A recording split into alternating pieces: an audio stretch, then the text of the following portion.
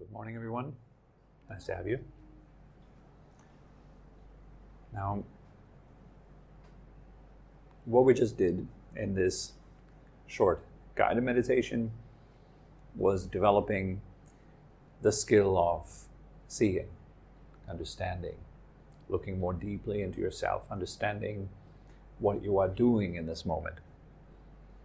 So when you just start off with meditation, you're not yet very grounded maybe, you won't have that skill, or you may have a little bit of it. So you start off with only a tiny amount of the ability to actually see yourself and recognize what it is that you're actually doing in this moment. So starting off, there's this type of blindness, you could call it. It's like a blind spot. We're unable to see ourselves. We're unable to see our mind properly. So because we're most of the times caught up within the content of our senses. So what you are aware of most of the time is sounds, sights, feelings, taste, smell, and thoughts.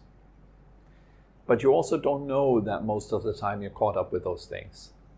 It's kind of more or less automatic. It's just what goes on throughout the day. You wake up in the morning, you open your eyes, you see the room, you don't reflect much on the fact that you are currently experiencing sight. That's it, you're unaware of. And then you just go into the shower and you think about the day, you think about breakfast, you think about the upcoming things, or what you dreamt during the night or whatever. And while your attention is fully absorbed in the content of your thoughts, you're unaware that you are thinking. You don't know that you're thinking. It's kind of more or less on like an automatic thing that just keeps rolling on.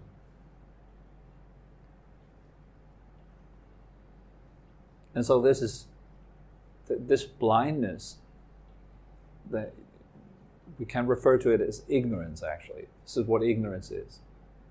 Inability to see clearly. Instead, we're constantly lost in what we see. The example that I always give, it's like being in a car. The moment you get into the car, you don't see the car anymore. You're looking out through the windshields at the world around you. But the car itself becomes invisible to you. Right? And if you're a good driver, not a new driver, then everything just works automatically. You kind of become one with the car. And the same is true for our body. Body is a bit like a car. And the mind is a bit like a driver in the car. But the body is also the vehicle of the five senses. So what the body really is just feeling, color and shape, which is sight. You can also say light, sound, smell, and taste. That's it. That's all the body is. All right. So in terms of experience, that's what the body is. When you are experiencing your body, you're only ever experiencing the senses, including the conceptual sense, the intellect, the mind, labeling things. My arm, my leg, this hurts, this is pleasant, and so forth. So if all that comes together, you have the feeling of a body. Okay, and that this is your experience in this very moment, actually. All you are experiencing is your body right now. In other words, all you're experiencing is the play of your senses. You're not experiencing anything outside of those senses.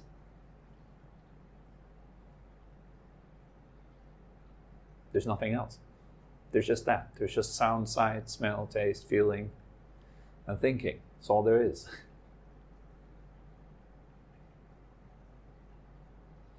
And then one thing, that there is something else too. There is that which is experiencing those six things.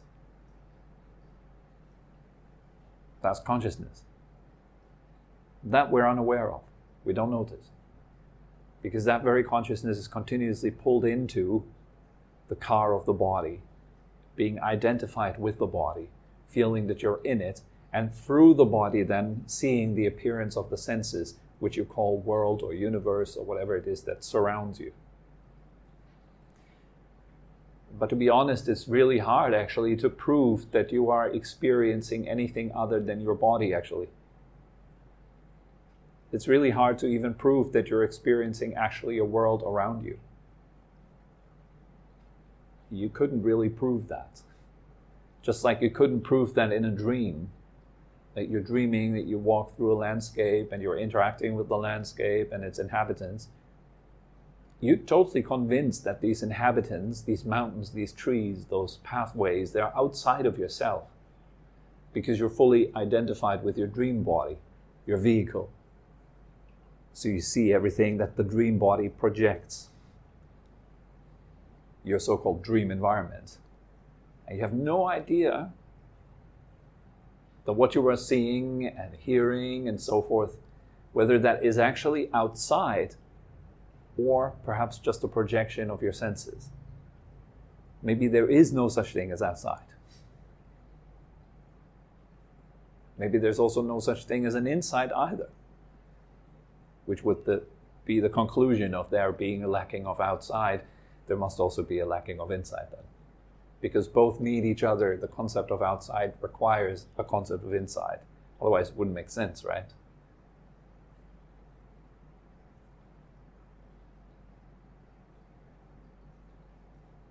So this is our experience. This is all it is. And we're constantly pulled into that, driving it. Not aware that you're driving it. You're just only getting constantly lost in stuff that is basically displayed to you. So in meditation, we reverse this process. Rather than being constantly absorbed in what appears, in appearances, you train yourself to become more aware of that to which those experiences appear.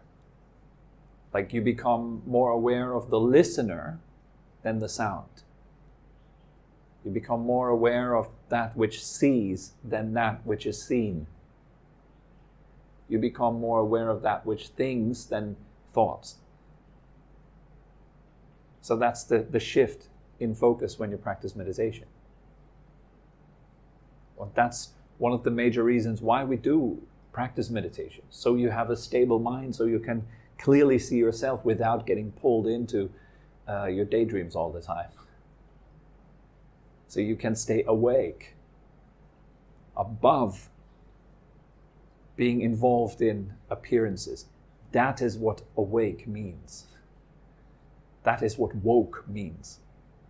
Woke doesn't mean that you're subscribing to a set of concepts and ideas and opinions. That's not woke at all. It's the opposite of woke. It's being totally lost in extreme ideas. Either left ideas or right ideas, doesn't matter. The lefties, they say, the rights are blind and we are woke. The rights say the lefties are blind and we are woke. It's a theater. It's total manipulation. Not only manipulation by outside forces, but by yourself. You don't see it. You don't get it. You're not awake to yourself. So we're only stuck with blaming the world for our own misery, not even knowing that we're doing it, that we make ourselves miserable. Being truly awake means there's a realization of that. I am responsible for my own state. Are you not? If I were to give you a paper to sign, would you want to sign away your responsibility for your state? And say, okay, you can sign it away, and then you get to blame the world your entire rest of your life long. You'll become a happy blamer.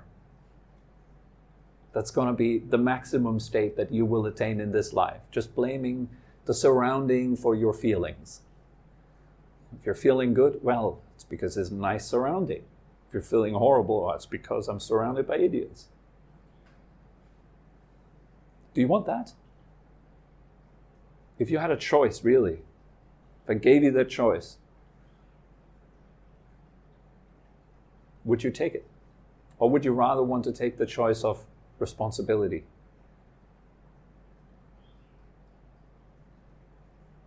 I think this is what conscience really is.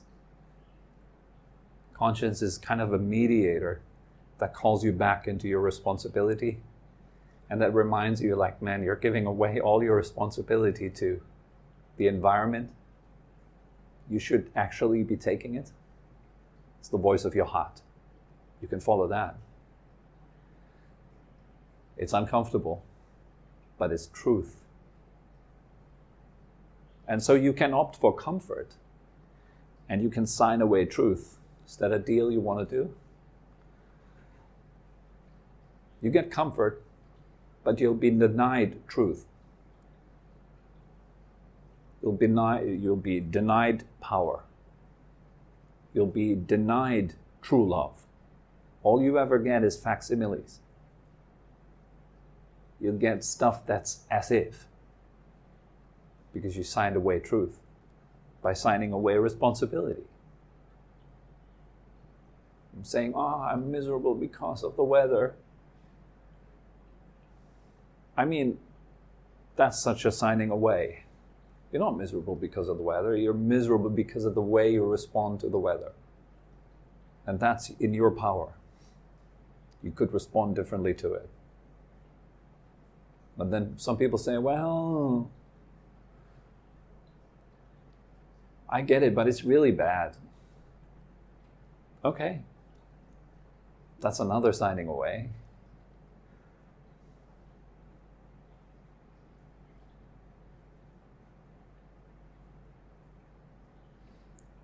When we do introspection, when we sit down and we look at our own mind, you get to understand more and more how complex actually your actions are, how much you actually do every second. That can be quite overwhelming in the beginning. You're just saying, oh my goodness, the way I constantly direct my attention, the way I constantly feed my endless hunger for stuff. Oh my goodness, I'm really unsatisfied. And all I'm doing is reinforcing dissatisfaction with every new move. It's a bit of a shocker. So you need to balance it with reminding yourself that this is not only like a shocker, but it's also a wake-up call, which is amazing. How many people do actually have that opportunity throughout their lifetime to really see themselves and to step out of their robotic behaviors, their patternings, their conditioning? It's a miracle each little time that you are able to actually see that you are engaging in thought, and you step back and you see that thoughts are coming and going. That is amazing. That's a miracle. This is a true waking up in that moment. That is truly something to celebrate. This is not only very rare, it's also empowering you. It lifts you out of the mud of your own conditioning. Countless of eons of conditioning. All your ancestor. You go back to your ancestral path. You see that there's a lot of conditioned people conditioning their offspring. And then the offspring conditioning the offspring. The offspring conditioning the offspring. And that works because nobody really looks at what they're doing their entire life long. They just do what they do. Like you're driving the car, you don't even see the car at all. You don't even notice you're driving it. And suddenly you're at another destination. And you still don't know that you're at another destination, because your mind is already pulling you forward to the next destination, already absorbed in the next thing. So we never actually notice what's going on with us. So it's a miracle if you have a small tiny moment throughout every given day in which you're actually waking up to what you're doing in that moment. You see your mind as it creates as it wants to feed, as it's constantly chasing the next thing, the next moment, the next stimulus, the next adventure, whatever it is that your mind is seeking, perpetually fueling the dissatisfaction. Actually not ending it, but making it go on. And that's been going on forever.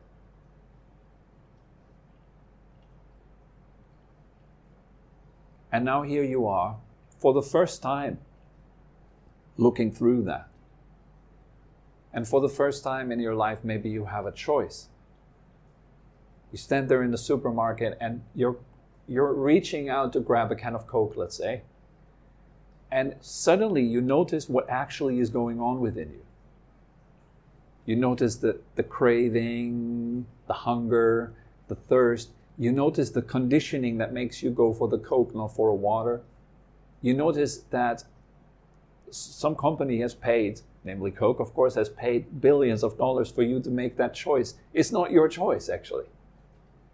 It's someone else's choice that you're making there. But you think, that's the genius thing about it, you think you have a freedom because there's not only a kind of Coke in front of you, but there's also Sprite, there's Pepsi, there's tonic, there's whatever. So it's like, wow, you're so free. But not actually at all. You're only making choices that have already been made for you. But in that moment, you suddenly notice what you're doing. And you notice the consequences of your actions. And you notice where they are coming from. And now you have a choice, like a real choice.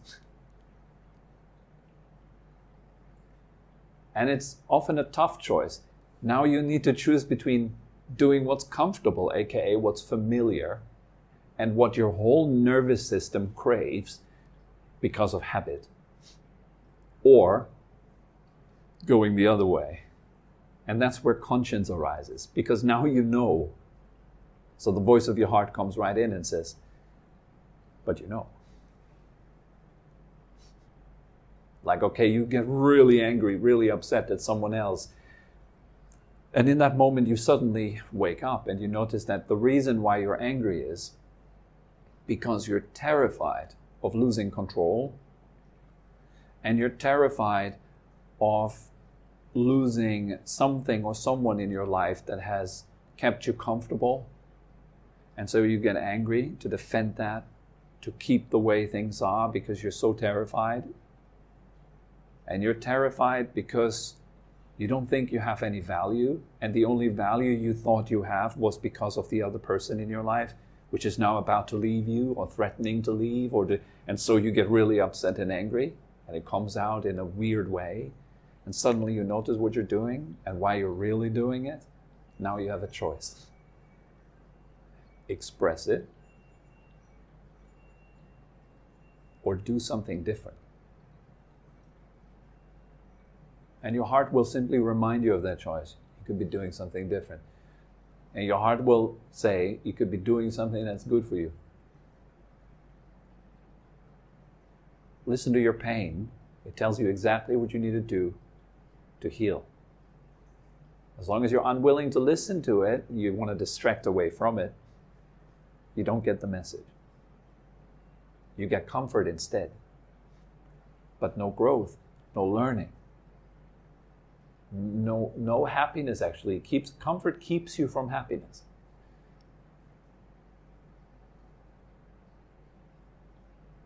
So how amazing is it to have that stepping back ability and to suddenly see what you're doing and why you're doing it, and have a really fair choice, and then do it differently and lift yourself up. But then you would have to deal with the question is, why wouldn't you lift yourself up? Why would you postpone it? What's the conflict within yourself? What's the resentments? Why don't you like yourself? Why are you sabotaging yourself? Where is it that you're working against yourself? What's the need that's behind the saboteur? Have you addressed it already?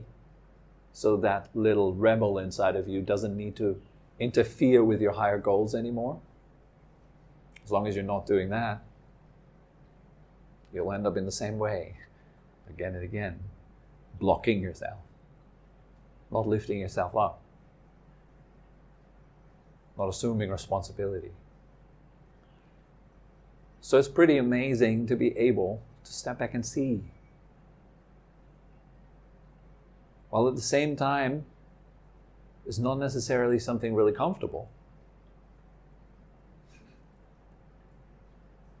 But then again, like if you were offered comfort, would you sign it? I mean, it's not comfortable for me, we're in the same boat here. It's not comfortable for me either. I rather want to be comfortable. But there's a voice in my heart which is pretty loud and it's constantly telling me to do what's good for me. And I'm like, oh God, but this is so much more comfortable, so much more convenient. So that's a kind of a bit of a war that goes on in there between a higher voice,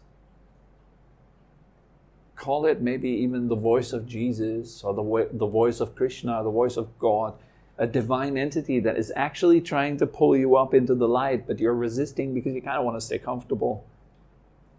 It's like, so how do I do it? I kind of just make little compromises because I know I can't just surrender all my comfort immediately just right away.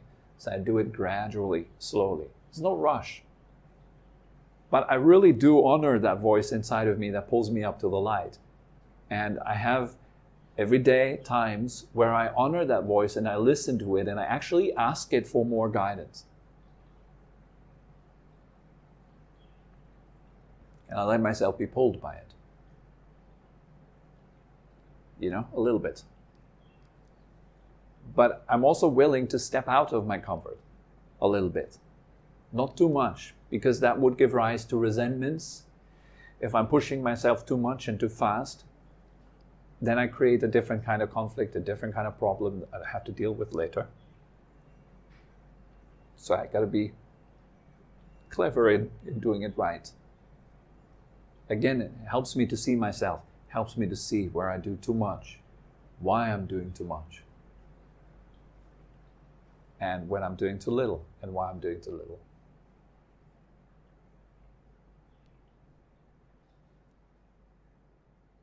So yes, that's all that comes to mind for today.